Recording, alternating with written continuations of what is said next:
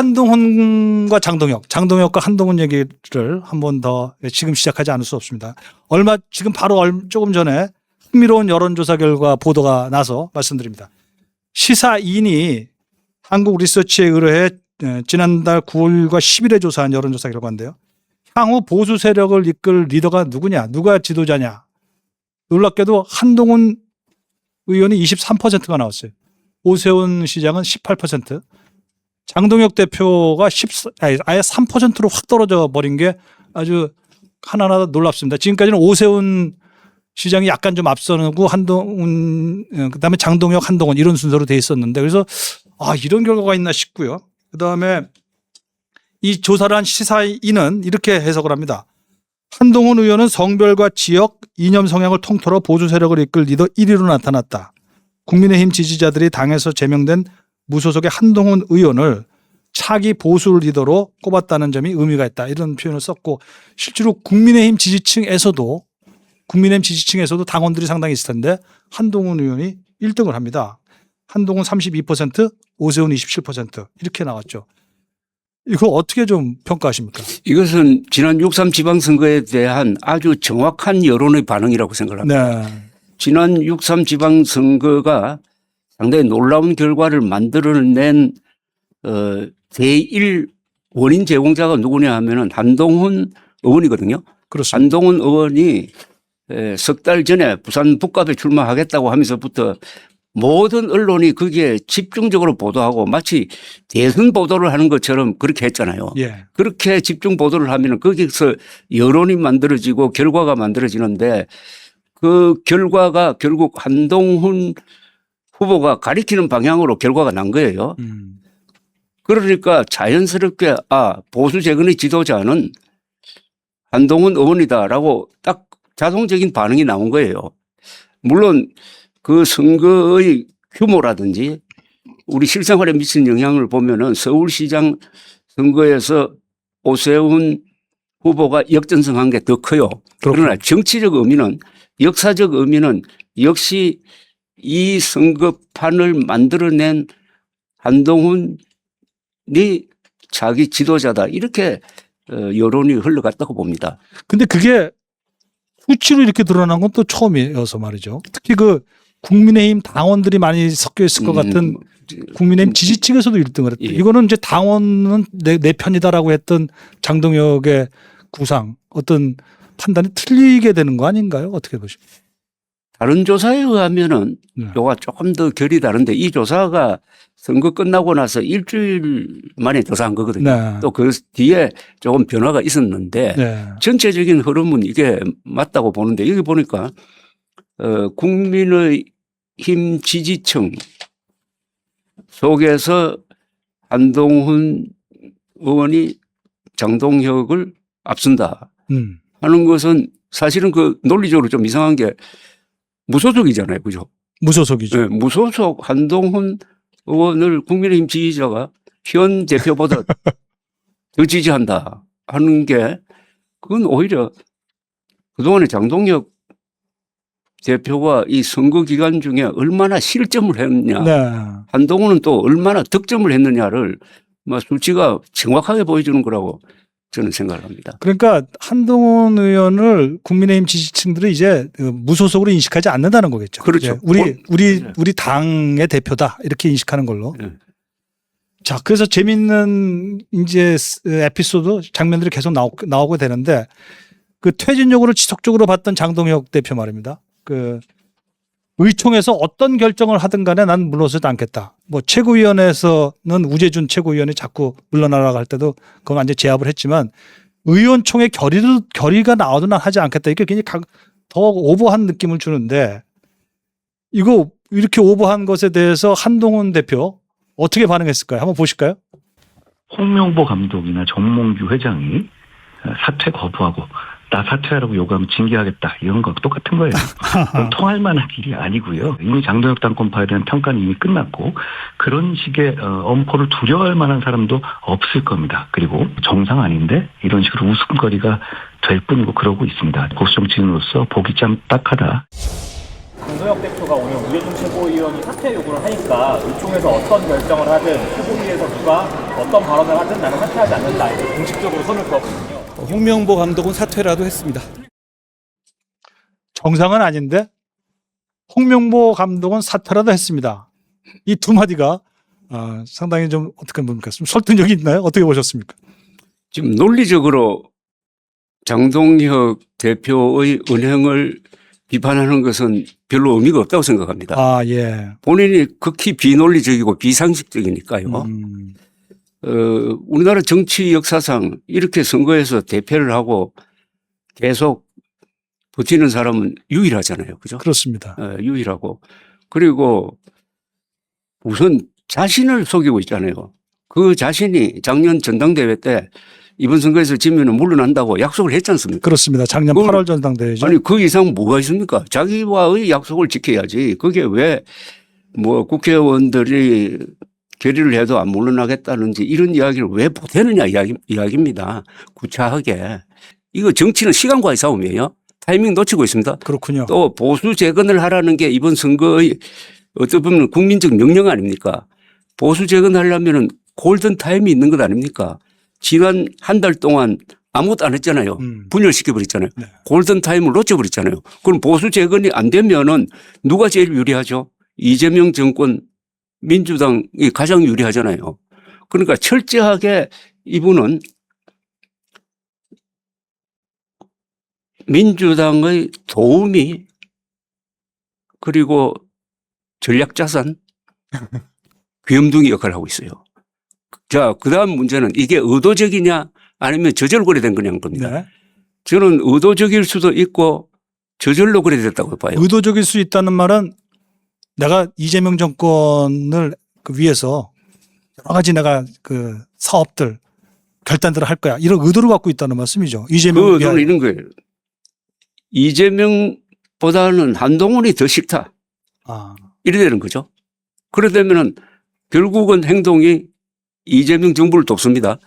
작년 11월에 검찰이 저 대장동 사건 저 뭡니까? 항소 포기를 하잖아요. 항소 포기할 때 그때 한동훈 당시 전 대표가 정확하게 이 의미를 짚었어요. 여기서 막지 않으면은 공소 취소로 간다. 제 기억에 검찰이 자살했다. 그렇죠. 누가 시켰냐. 하면서 이렇게 여기서 막아야 된다. 정성호 장관 탄핵을 네. 그리고 막을 수 있는 여론을 일으켰어요. 혼자서 여론전을 해가지고 그 뒤에 여론조사를 보면은 완전히 국민의힘이 코너를 몰렸어요. 네. 그때 뭘 했습니까?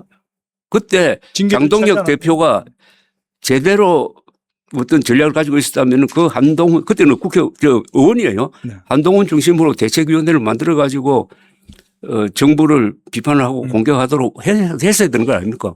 그때 사실을 조작해 가지고 제명시켜 버렸잖아요. 한동훈 제명이 거의 같은 시기에 시작이 됐어요. 그래서 공소 취소 직전까지 지금 가고 있잖아요.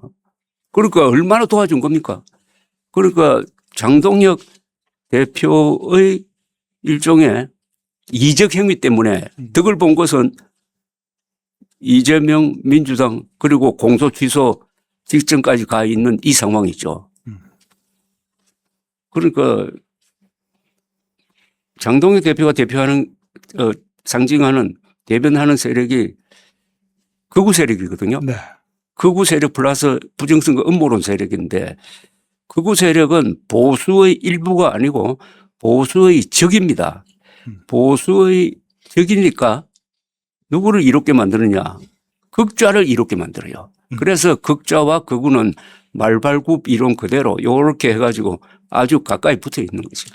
행태 분석을 하시면서 10가지 말씀하신 중에 노예근성이라는 말도 눈에 띄었어요. 이게 장동혁 대표에 대한 행태 분석이기도 하고 또 그의 그 세력을 유지케 하는 국민의힘 의원들을 그 중진들이라고 할까요? 그들에 대한 묘사이기도 하고 그런 것 같은데 노예근성은 어떤 것을 지금 국민의힘 뭐 당원까지 갈 필요 없어요. 국민의힘 국회의원 110명 중에서 한 70명이 경상도 그리고 서울 강남권 출신 아니겠습니까? 그죠? 네.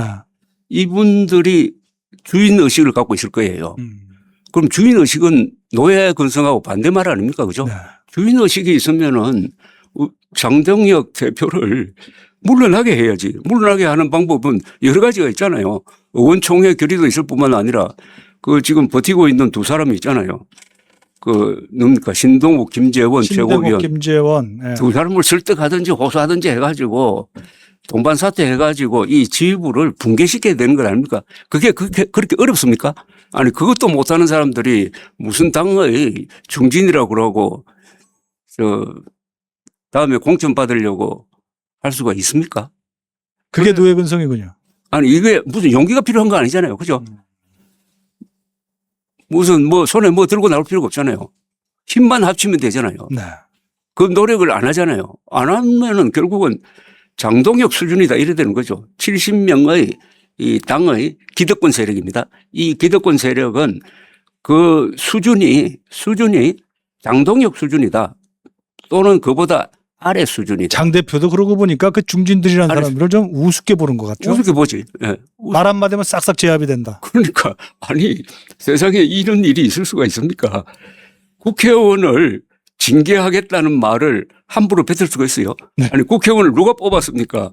20만 명을 대표하는 국회의원, 선거를 통해서 뽑은 국회의원을 네. 마치 그 어떤 국민학교에 무슨 학생회 반장이 학생 징계하는 수준으로 이야기를 해도 가만히 있잖아요. 네. 이러면 얼마나 만만하게 보이겠습니까? 실제로 다음 주 월요일 됩니까? 7월 6일에 윤리위원회라는 걸 연다는 겁니다. 그 우리 알다시피 그 변민우란 분인가요? 윤민우가 윤민우라는 사실 죄송한 당사자한테 미안하지만 좀 듣보잡이죠. 예, 그런 분이 위원장이 해가지고 한 일이라는 게 한동훈 제명, 배현진 그러니까 1년 당원권 김종혁 김종혁 징계. 당원권 취소, 당원권 박탈 이런 거를 다 했는데 다 실패했어요. 대한민국 법원이 그거를 다 원상복귀시켰던 그 사람을 다시 불러들여가지고 또 다시 징계를 한다고 합니다. 이거 어떻게 대체? 이것도 국민의힘 국회의원들한테 물어보고 싶은 대목이에요. 이렇게 엉터리 징계를 했는데 또 한 사람은 부정선거 음모론자고 한 사람은 윤호개인 세력인데 이 사람이 윤리위원장 그리고 당무감사위원장이라는 자리에 있도록 하고 있는 국민의힘의 자칭 그 주류 세력이라는 사람들은 도대체 어떤 수준의 인간들이냐. 네, 인간이라는 표현을 쓰겠어요. 동물이라는 표현을. 인간은 인간이니까. 그러니까 최소한의 조치로서 의총에서 해야 될 것은 장동혁 징계입니다. 징계를 청구를 해야 돼요. 아, 장동혁 대표 징계를 징계. 촉구한다. 사실은 제명이지. 이건 제명감인데. 네. 이 이상으로 제명감이 어디에 있습니까?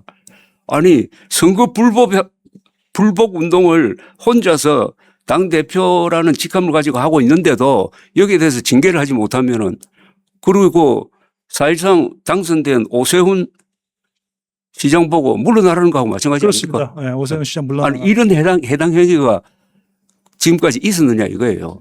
그 요새 에피소드이긴 하지만 아주 그 눈길 끄는 행태에 관한 얘기입니다. 그 한동훈 의원이 무소속이지만 국민의힘 의원들이 중심이 되고 있는 의원 연구 모임이 있지 않습니까? 글로벌 외교안보 포럼인가 하는데 그 윤재옥 의원이 대표가 돼서 하는 모임인데 거기 한 대표가 이제 어차피 외교 통일위원회가 됐잖아요, 이번에. 그래서 그런지 거기 가입을 했다고 합니다. 그랬더니 그 텔레그램 단체 방에 뭐라고 들어갔냐 하면 이렇게 돼 있죠.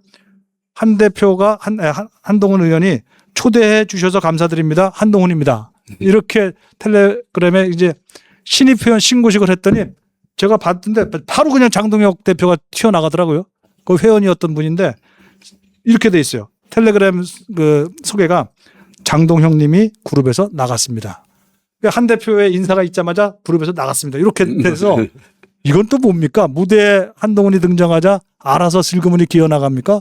이거 참 어떻게 그 속마음을 어떻게 읽어야 될까요? 지금 뭐 모양은 자꾸 어떻게 마주쳐가지고 악수하는 장면을 안 만들려고 좀 피해 다니는 것 같아요. 얼마나 당당하게 한 대표에 대해서 늘 비판하고 또 문제가 있다고 얘기를 해왔는데 왜 정작 현장에서 만날 때는 그렇게 피하는 심일까요? 지난 한 6개월 동안 장동혁 대표가 한동훈 의원에게 한 한 짓을 자기가 잘 알잖아요. 아, 특히 부산 북갑 선거 때 네. 제명한 것도 문제지만은 아니 거짓에 근거해가지고 제명한 것도 문제지만은 제명해가지고 무소속으로 출마해가지고 어차피 거기는 국민의힘이 후보를 내서 당선될 수가 없는 지역인데 예. 그러면은 민주당 의원 자리 하나 뺏을 수 있는 좋은 자리면은 후보를 내지 않아야 되는데 그것도 이미 떠난 박민식 후보를 네. 다시 불러와가지고 거의 후보를 낸 거는 얼마나 거의 집요합니까? 그러니까 그게 찔렸군요, 속이. 장동혁 대표의 이번 지방선거 대책의 제1 우선순위는 한동훈 떨어뜨리기 아니었겠어요? 그렇습니다. 예, 그게 또 여러 중진이라는 사람들 무슨 최고위원이라는 사람들 몰려가가지고 어느 또 의원은 화정후 파이팅하고 했잖아요. 그렇습니다. 그게 본심이잖아요. 사실은. 그 당 지도부 장동혁의 본심. 하정우 당선되더라도 한동훈은 떨어뜨려야 되겠다. 이렇게 하고 또 뭡니까 또 박근혜 전 대통령까지 응원으로 나서고 해가지고 그 선거가 사실은 새 대통령이 참전한 선거였어요. 그러면 장동혁 대표가 양심이 있네요. 그때 그 상황을 떠올리면 미안한 마음도 있고 그래서 슬금이 나간 거예요, 그러면? 그렇다면 양심이 있다면 사람은 사람. 그렇다면 빨리 복당시켜가지고 본인 물러나고 복당시키고 하면 되는데 뭐 그걸 기대하기는 이제 늦어버렸고. 아무튼 장 대표가 이렇게 무대에 한동훈이 들어오니까 장동혁은 무대를 퇴장하는 그런 느낌이 연상이 되니까 참 특별하다. 이런 에피소드가 그런 느낌이 들더라고요. 근데 지금 장동혁 때문에 우리 보수 세력이 얼마나 이 이른바 진보 중도 분들로부터 욕을 먹고 있겠습니까? 네. 어떻게 저런 사람을 정리하지 못하고 어떻게 저렇게 무능한 사람, 어떻게 저렇게 수치심이 없는 사람, 어떻게 저렇게 자존심이 없는 사람을 대표로 세워가지고 질질 끌려다니느냐. 특히 국민들이 이번 선거를 통해서 확실하게 극우 장동혁 그룹을 심판을 했는데도 불구하고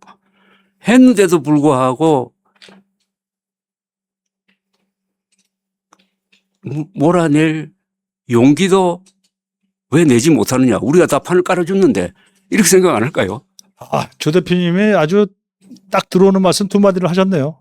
장동혁 대표는 수치심이 없다. 자존심이 없다. 우리의 온 국민의 관심을 지금 계속 사로잡고 있는 이재명 대통령과 이재용 최태원 회장의 얘기를 좀 들어볼까요? 이게 호남 대구상인데 그저께인가요? 월요일에 청와대에서 이 대통령이 이재용 최태원 두 그 삼성 SK 회장을 불렀다고 해야 됩니까? 모셔가지고 3대 메가 프로젝트를 보고대라는 걸 합니다. 3대 메가 프로젝트는 교양이라는 차원에서 보면 이 세 가지를 말하거든요. 반도체 팹, 로봇 AI, 피지컬 AI라고 합니다. AI 데이터 센터. 이 세 가지 메가 프로젝트를 하면서 그 요지는 광주 전라남도, 광주 전남에 800조 원을 쏟아붓겠다. 이게 여기 요지예요. 이거를 이제 설득해냈는지 대통령은 역대 어느 대통령한테도 볼 수 없는 놀라운 모습을 보여줬어요. 대통령 그 두 분 회장한테 했던 그 인사 아직도 화제가 되고 있는데 한번 보실까요? 저는 우리 기업인들을 대표해서 이 두 분에게 국가 영웅 또는 국민 영웅이라고 불러드리고 싶습니다. 국가적으로 어려운 선택을 또 어려운 결단을 해주신 점에 대해서 우리 국민들을 대표해서 제가 인사 한번 드리도록 하겠습니다.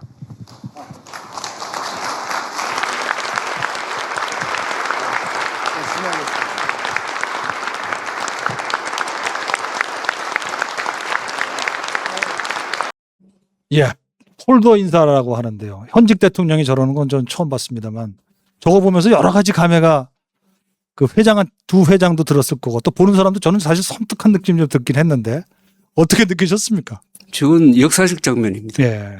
그러니까 국민을 대표하는 대통령이 기업인에게 경의를 표하는 거거든요. 네. 그런데 우리나라 지금 80년의 건국 역사에서 그동안에 항상 천시받고 눌려 있었던 두 직종이 역사 그리고 문명 건설의 주역으로 등장한 거예요. 첫째가 군인입니다. 네. 두 번째가 기업인이거든요. 산업공상에서 좀 밑에 있었던 사람들 아닙니까? 그렇습니다. 산업공상에서 제일 아랫계층이네요. 또 군인은 보이지도 않습니다. 조선조. 근데 무신이니까. 이분들이 이승만, 박정희 두 분의 뒷받침 하에서 세계적 기업을 만들고 세계적 강군을 만든 거예요. 요새 군대가 좀 고생하고 있습니다만은 그런 데 대해서 대통령으로서 경의를 표한 거니까 우리 역사의 위대한 역전의 장면입니다. 아, 그렇군요. 조선조에 이런 일이 있을 수가 있습니까? 조선조에는 돈벌이 자체가 천시됐죠. 천시됐고 군인은 그거는 저 아래 사람들이 가는 걸로 되어 있었지 않습니까? 그렇습니다. 예. 그리고 이제 문제는 저게 이제 앞으로 실천되느냐 하는 것은 또 별도의 문제인데 어쨌든 한국의 근대화가 산업공상이라는 이 계급 제도를 뒤엎어버린 거거든요. 네. 진정한 계급혁명을 했다는 겁니다. 저게 바로 북한에서는 계급혁명이 실패했고 예.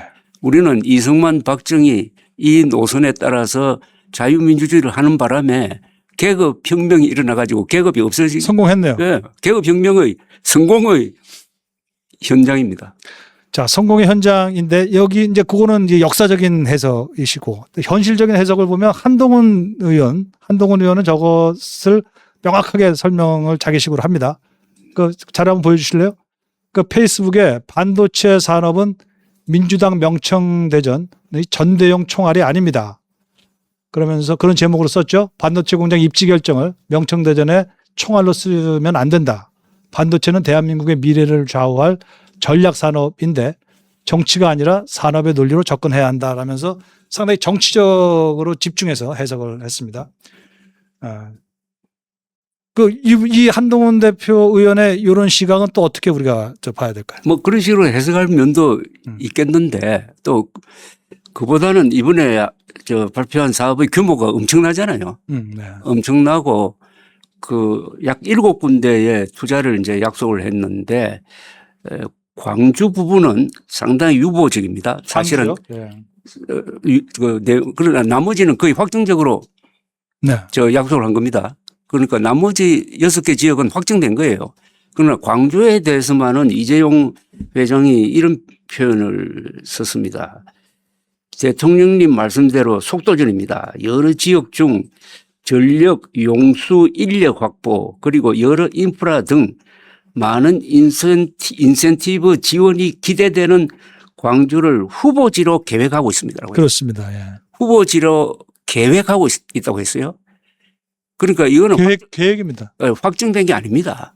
확정된 게 아닌데 언론이 여기에 금액이 엄청나니까 이걸 앞세우는 바람에 전체가 갖고 있는 의미가 정확하게 지금 전달이 안 되고 있어요.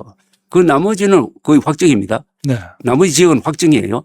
확정인데 이 부분만은 그러니까 용수 인력 확보, 전력 인프라 지원이 필요하다. 인센티브 지원이 필요하다는 말은 사실은 이 부분이 문제가 있다는 겁니다. 예. 그러니까 전력 부분도 문제가 있고 용수도 문제가 있고 인력도 문제가 있다. 이재용 있다. 회장의 말씀인 거죠. 그렇죠. 그러니까 요걸 국가가 책임지고 해결해 주면은 후보지로 검토하겠다 이겁니다. 이거. 네. 왜 이걸 확정적인 걸로 지금 몰아가느냐 이거예요. 이때부터는 이제 정치적인 개입이 들어가서 잘못하면은요. 이 잘못하면은 광주 분들이 손해를 볼 수도 있습니다. 이게 만약 실현이 안 될 경우에.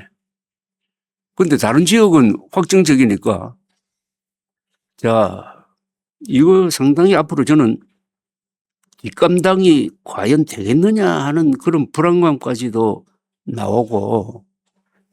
근데 이재명 대통령은 바로 그 가장 불확실한 부분, 호남이죠. 그러니까. 호남을 또 집중적으로 보고 있습니다. 다른 부분 확정된 얘기는 얘기 안 하고 호남이 확정된 것으로 얘기해요. 사실.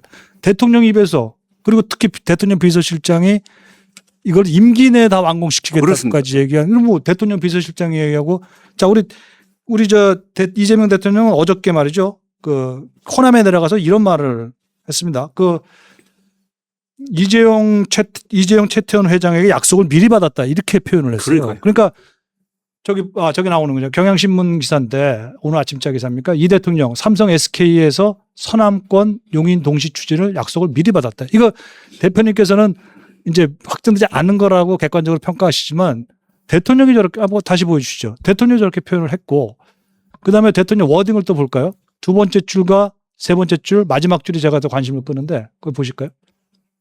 호남에 대규모 투자를 하실 수 있도록 좋게 말하면 유도, 좀 심하게 얘기하면 유인을 했다. 그다음에 마지막 줄에 보면 억압 강요는 하지 않았다. 이 정도면은 대한민국 한국의 최고 권력자가 저렇게 얘기할 정도는 누가 확정적이라고 하지 않겠습니까? 그래서 이 둘 사이의 충돌 문제가 여전히 남을 것 같아서 그걸 이제 좀 걱정을 하는 것 같습니다. 그러니까 이게 왜 이렇게 하느냐 하는 걸 따지면 또 아까 한동훈 의원의 해석대로 이것도 이번 전당대회 대표 선거에서 그 표가 많은 네. 호남 당원들, 예. 당원들을 위한 어떤 호소용이 아니냐 이렇게 해석을 하면은 이거 정말 아찔합니다. 그러면 해석이 싹 되거든요. 해석은 되는데 그렇다면 그게 얼마나 참 위험천만하고 그럼 나라가 좀 초라해지는 거죠. 그러니까 사실 그렇다면. 그러니까 종합을 하면은 이 삼성 SK의 자발적인 주체적인 결정의 결과물이 아니다. 네. 그러니까 이재명 대통령의 강한 의지가 투입이 되었다. 그런데 그게 현실에 맞지 않다. 그러니까 아까 소개해드린 이재용 회장의 아주 신중한 표현. 맞습니다. 광주를 후보지로 계획하고 있습니다. 단 인센티브 지원이 이루어진다면은 전력, 용수, 인력, 인프라 이렇게 된 겁니다. 그러니까 이게 팩트예요. 네. 그 나머지는 해석입니다.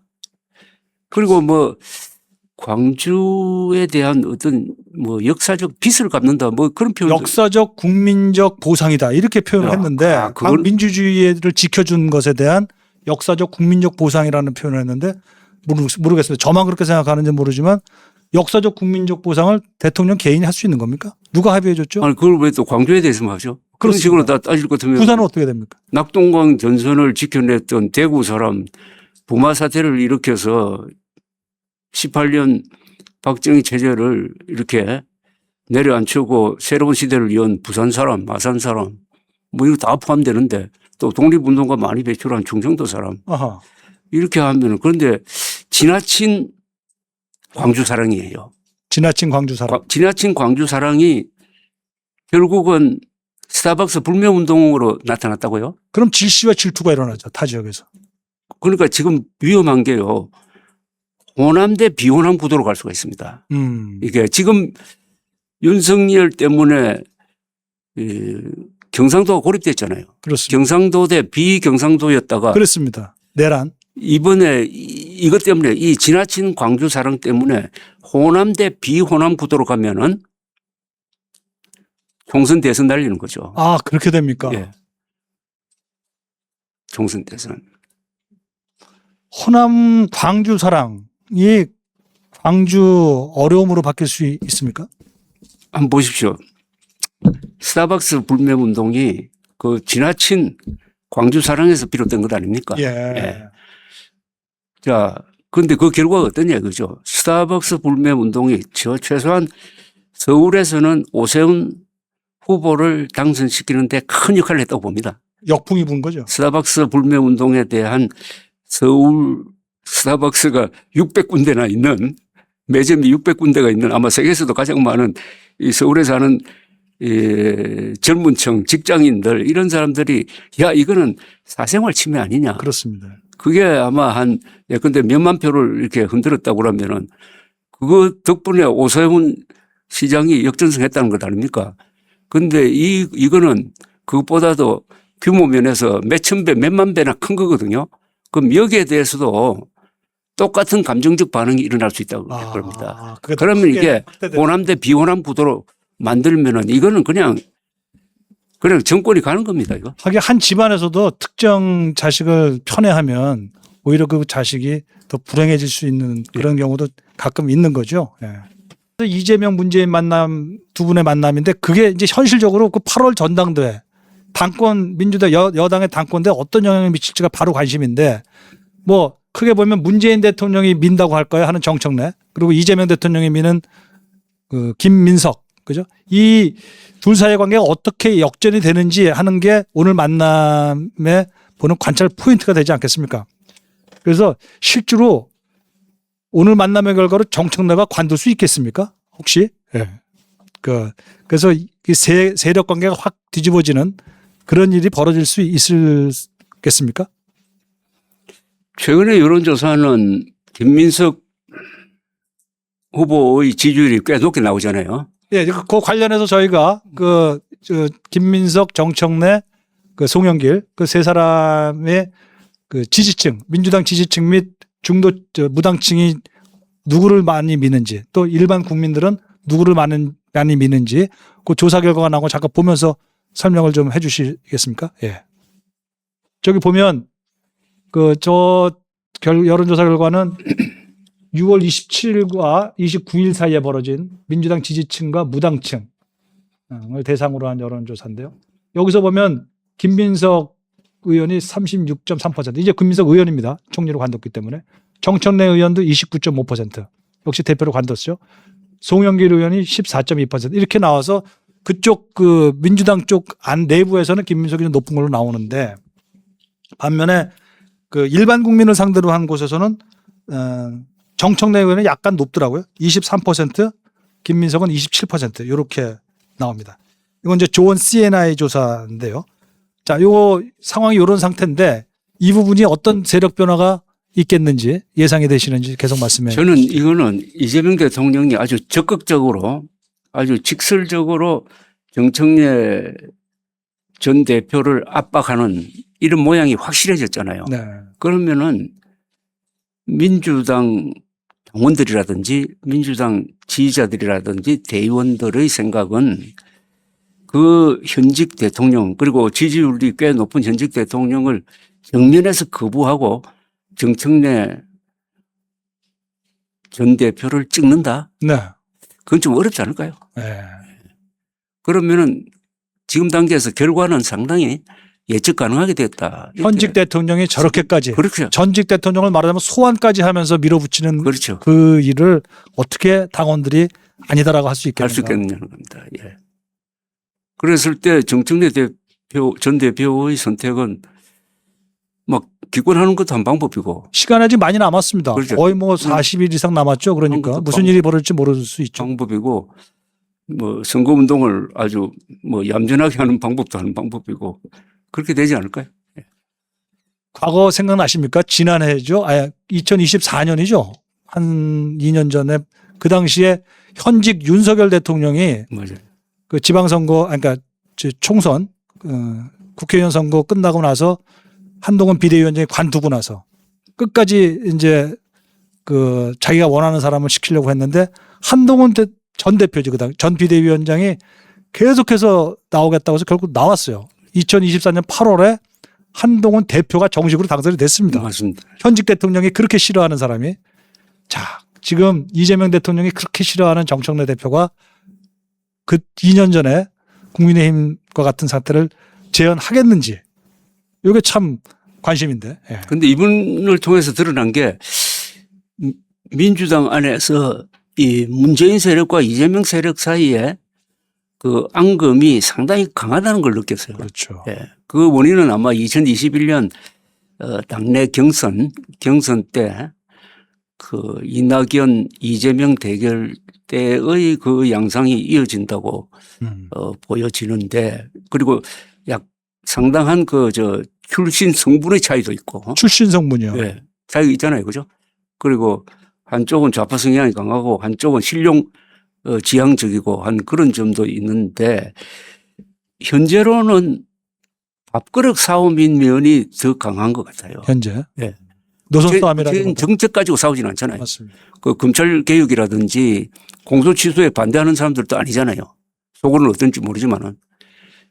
그렇다면 이게 밥그릇 싸움은 이게 사실상 풀기가 좀 어려워요. 아, 그렇군요. 정책 싸움은 그건 뭐 이론 투쟁을 해서 승패가 나지만은 그 비슷한 예가 2007년 그때 한나라당 대통령 경선에서 이명박 박근혜 두 세력이 치열하게 그 대단했죠. 대결을 최종 하고 당 대의원 수 차이가 400표였더라고요. 그렇죠. 그게 결국은 이명박 대통령 시절에도 계속 갔고 그렇습니다. 그다음에 그게 또 2016년 공천 파동을 통해서 4월 선거에서 당시 새누리당이 제2당으로 내려앉는 것까지도 연결이 되고 결국 두 대통령 정권의 몰락으로 이어진 거예요. 그렇습니다. 네. 그게 밥그릇 싸움 예. 때문에. 저는 그 밥그릇 싸움이 너무나 원초적이었기 때문에 그렇다고 생각해요.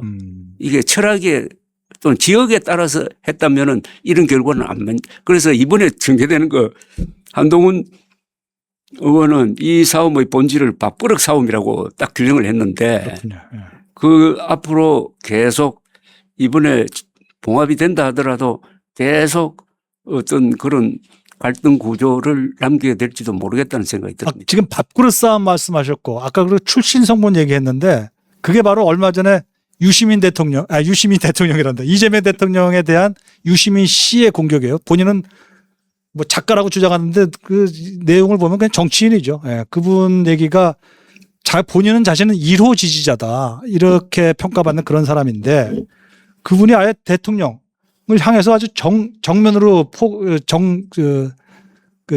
뭐라 그럽니까? 선전포고를 한 거예요. 지금 그 선전포고 내용은 저번에 김어준 방송에 유시민 씨가 나와 가지고 한 얘기인데 거기 보면 요지가 이거예요. 이재명 대통령이 민주당을 재건축하려면 소유자의 동의를 받아야 된다.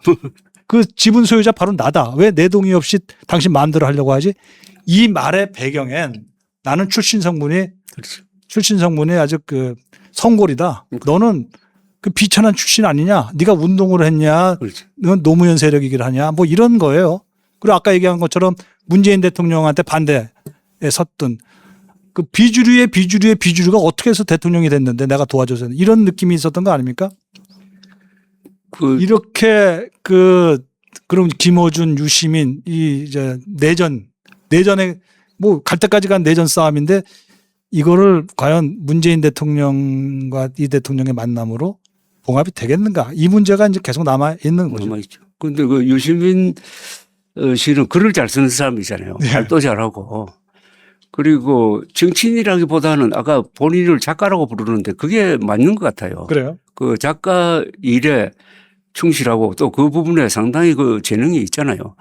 그러다 보니까 말을 할 때 정치적인 용어가 아니라 그야말로 작가적 용어 아주 샤프하고 또 비유가 그럴듯하고 하는데 이게 정치적 파장은 너무 세게 나오거든요. 그런 표현을 쓰면은. 그러니까 정축이냐 재건축이냐 그것도 아주 절묘한 표현이에요. 정축이라는 것은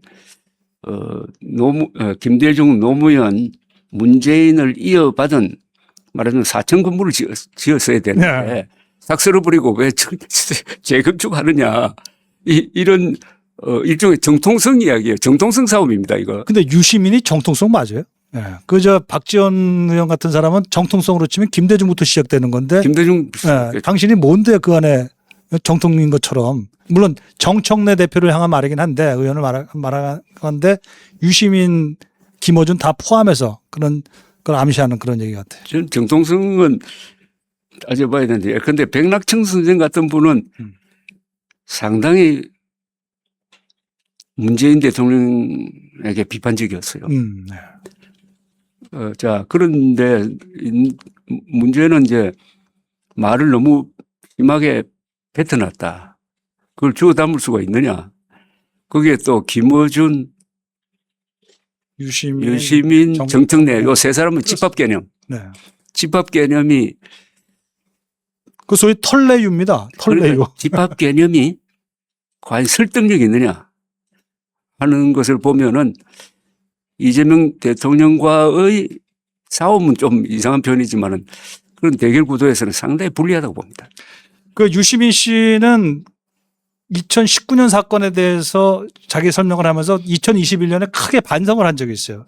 검찰이 자기의 금융거래 정보를 열람했다는 의혹을 제기해 놓고 검찰이 그게 아니다라는 사실이 드러났어요. 그러니까 무슨 이유에서인지 검찰한테 죄송합니다. 이렇게 사과를 하는 내용이 저 2021년 1월 22일자 대검찰 사과문인데 저 내용에 나타난 자기의 그 잘못과 반성 그 사과의 논리를 요번에도 똑같이 적용을 해서 김어준 방송에서 얘기한 게 아닌가 할 정도로 정말 공감이 가는 자기의 얘기입니다. 이렇습니다. 저는 비평의 한계를 벗어나 정치적 다툼의 당사자처럼 행동했습니다. 대립하는 상대방을 악마화했고 공직자인 검사들을 전적으로 불신했다. 과도한 정서적 적대감에 사로잡혔고 논리적 확증 평양에 빠졌습니다. 그러면서 많이 부끄럽다. 다시 한번 깊이 사과드린다 했는데 저 자료에 안은 들어가지 않았지만 이 원문은 굉장히 길어요. 그 원문의 맨 마지막이 이겁니다. 정치 현안에 대한 비평은 앞으로 일절하지 않겠습니다. 이런 표현까지 2021년 1월에 했는데 지금 뭐 그 사이에도 물론 여러 번 했지만 특히 이번에는 저걸 똑같은 방식으로 또다시 사과를 해야 되지 하지 않을까 할 정도로 얘기를 했는데 뭐 어떻게 보면은 평론의 영역에서는 서로 출발은 다르지만 우리 조 대표님은 기자 그리고 유시민 씨는 출발이 뭔지 모르겠습니다. 작가입니까? 예. 어떻게 그 유시민 씨의 그 생활 혹은 삶의 궤적 거기서 나온 저 논리 어떻게 느끼십니까? 저분이 책을 많이 써요. 네. 상당히 부지런하고 아주 거기 지식이 많아요. 그건 조 대표님과 아주 비슷한 것 같아요. 지식이 부지런하게. 많은데 예. 아까 저도 그 리얼타임에서 그 글을 읽고 야, 사과를 이렇게 진실되게 할 수 있겠구나 하는 생각이 들어서 감탄한 적이 있습니다. 네. 아, 저 2021년 저 글을 보면서 사과문 치고는 오히려 조금 심할 정도로 심한 사과를 했거든요. 저도 깜짝 놀랐어요. 예. 뭐, 근데 그러놓고선 또 지금 하잖아요. 근데 뭐 별개라고 생각하겠죠. 저건 저거고. 이제 글 쓰는 사람이 항상 글 쓰는 그 순간순간에 최선을 다해서 또 최상급의 용어를 쓰다가 보면은 이렇게 쭉 늘어놓으면은 서로 앞뒤가 안 맞는 그런 수가 있긴 있습니다. 대표님도 상당히 그 명사, 스스로 만드는 말, 이게 굉장히 강한 편이시잖아요. 근데 적어도 대표님은 저런 식의 사과를 한 적도 없고, 그리고 내가 붓을 꺾겠다 이런 말을 한 적도 없는데 그 차이점 때문에 제가 예. 좀 말씀을 드리는 겁니다.